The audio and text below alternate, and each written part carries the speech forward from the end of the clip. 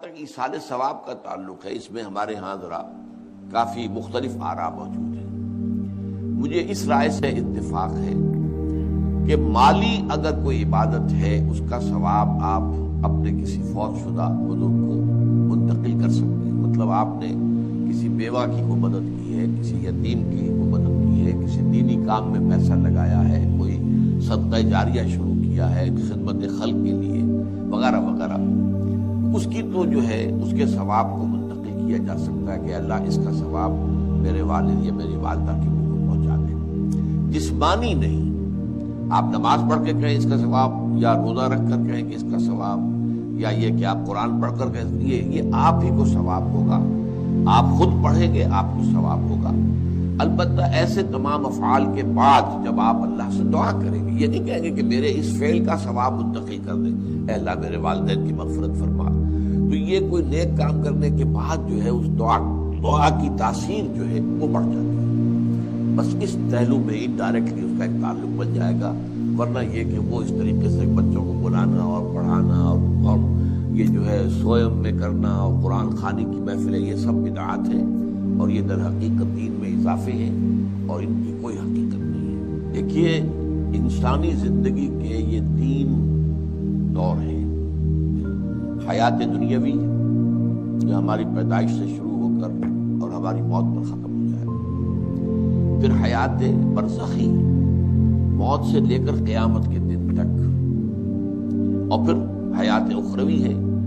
قیامت میں ریزوریکشن کے بعد سے وہ زندگی جو ہے جو جنت یا دوزخ کی ہے۔ اس میں ان دونوں زندگیوں کے بارے میں تفصیل سے کوئی بات کرنا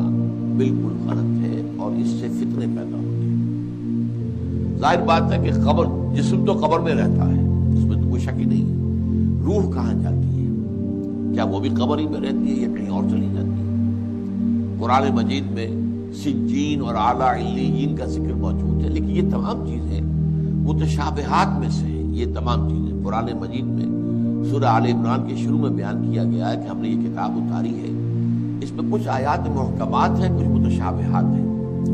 وہ متشابہات کا ایگزیکٹ مفہوم جاننا اس وقت ہمارے لیے ممکن نہیں ہے، یہ تو جب اس عالم میں ہم پہنچیں گے تو معلوم ہوگا کہ ہاں یہ بات تھی کہ جو قرآن مجید میں اس طور سے کہی گئی تھی۔ لیکن یہ کہ اس وقت جو ہے جتنا کچھ ہمیں حدیث صحیح میں مل جائے یا قرآن میں مل جائے، اس عالم برزخ میں بھی یہ تو ہوتا ہے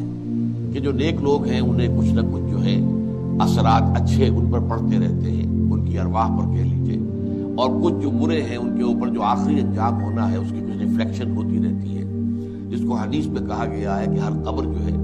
وہ یا تو جنت کے باغیچوں میں سے ایک باغیچہ ہے یا دوزخ کے گڑھوں میں سے ایک گڑھا ہے، یا کہیں کہہ دیا جاتا ہے کہ کھڑکی کھول دی جاتی ہے اس میں، یا جنت کی طرف سے ٹھنڈی ہوائیں آئیں، خوشبوئیں آئیں، اور یا دوزخ کی طرف سے کہ آگ کی لپٹ آئے۔ دوزخ میں داخل ہوں گے قیامت کے بعد ہی اور جنت میں داخل ہوں گے قیامت کے بعد ہی، لیکن اس کے کچھ آثار پڑنے شروع ہو جاتے ہیں، وہ جس کو انگریزی میں آپ کہتے ہیں coming events cast their shadows before, بعد میں آنے والے واقعات جو ہیں ان کے کچھ سائے جو ہیں پہلے سے آنے شروع ہو جاتے ہیں۔ تو اسی طرح سمجھیے کہ جو کچھ آخرت میں کسی انسان کے ساتھ ہونا ہے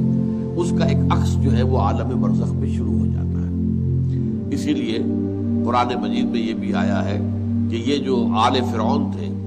یہ صبح و شام جہنم پر پیش کیے جاتے ہیں، اور قیامت کے دن پھر کہہ دیا جائے گا ادخلوا آل فرعون النار، ان کو داخل کر دو آگ کے اندر۔ تو یہ اس حد تک، باقی یہ ہے کہ تفصیل میں جانا، ہاں ایک رائے ہے، یہ شاہ ولی اللہ دہلوی رحمۃ اللہ علیہ کی، اگر ان کی رائے نہ ہوتی تو میں اسے بیان بھی نہ کرتا، لیکن یہ کہ وہ ایک بہت بڑے محدث اور بہت مفکر اور دین کے فلسفے سے بہت بڑے واقف انسان تھے، انہوں نے کہا کہ جو اولیاء اللہ ہوتے ہیں، اللہ کے نیک بندے، اللہ کے بندے، ان کے انتقال کے بعد ان کی روحوں کو بھی اللہ فرشتوں کے طبقہ اسفل میں شامل کر دیتا ہے۔ یہ فرشتے ہیں نا اس وقت بھی موجود ہیں، ابھی شاید اگلے ہی جمعے میں وہ حدیث جو ہے اس کا بیان آئے گا کہ جب بھی کسی گھر میں، اللہ کے گھر میں کچھ لوگ اس لیے جمع ہو کہ اللہ کی کتاب پڑھیں اور سمجھیں اور سمجھائیں،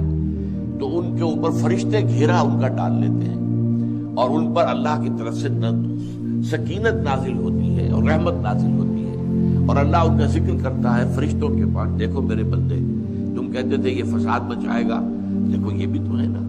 جو میرے کلام کو پڑھنے کے لیے میرے گھر میں جمع ہے۔ تو فرشتے ہیں موجود،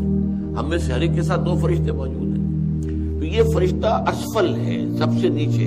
جو دنیا کے کاروبار کو چلانے میں اللہ تعالیٰ کے سول سرونٹس ہیں۔ پھر اس سے اوپر کے فرشتے ہیں، اس سے اور اوپر کے فرشتے ہیں، پھر مقربین ہیں جو اللہ تعالیٰ کے قریب ترین فرشتے ہیں۔ لیکن یہ کہ ملائکہ کے طبقہ اسفل میں شامل کر لیتے ہیں تاکہ جو کام اللہ تعالیٰ ملائکہ سے لیتا ہے وہ ان سے بھی لینے شروع کر دیتا ہے۔ لیکن ہمیں یہ اجازت نہیں ہے کہ ہم فرشتوں کو پکار کر کہیں کہ اے فرشتے، ہے جبریل، ہے میکائیل، یا فلاں ہے منکر، جو یا میرے جو ہے کرامن کاتبین، میرا یہ کام کر دو۔ نہیں، یہ شرک ہو جائے گا۔ اسی طرح ہو سکتا ہے کہ انبیاء کی ارواح جو ہے وہ بھی اللہ تعالیٰ نے شامل کی ہوئی اس لشکر کے اندر، وہ کام کر رہے ہوں اور وہ اللہ تعالیٰ کے حکم سے مختلف معاملات جو ایگزیکیوٹ کرتے ہوں، لیکن ہم کسی کو پکار نہیں سکتے۔ بس یہ اگر ہم آ گیا میدان تو یہ پھر جو ہے شرک شروع ہو جائے۔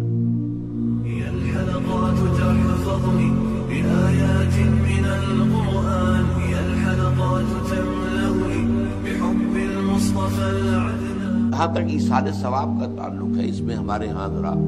کافی مختلف آراء موجود ہیں۔ مجھے اس رائے سے اتفاق ہے کہ مالی اگر کوئی عبادت ہے اس کا ثواب آپ اپنے کسی فوت شدہ بزرگ کو منتقل کر سکتے ہیں۔ مطلب آپ نے کسی بیوہ کی کو مدد کی ہے، کسی یتیم کی کو مدد کی ہے، کسی دینی کام میں پیسہ لگایا ہے، کوئی صدقہ جاریہ شروع کیا ہے خدمت خلق کے لیے وغیرہ وغیرہ، اس کی تو جو ہے اس کے ثواب کو منتقل کیا جا سکتا ہے کہ اللہ اس کا ثواب میرے والد یا میری والدہ کے منہ میں پہنچا دے۔ جسمانی نہیں، آپ نماز پڑھ کے کہیں اس کا ثواب، یا روزہ رکھ کر کہیں کہ اس کا ثواب، یا یہ کہ آپ قرآن پڑھ کر کہیں یہ آپ ہی کو ثواب ہوگا،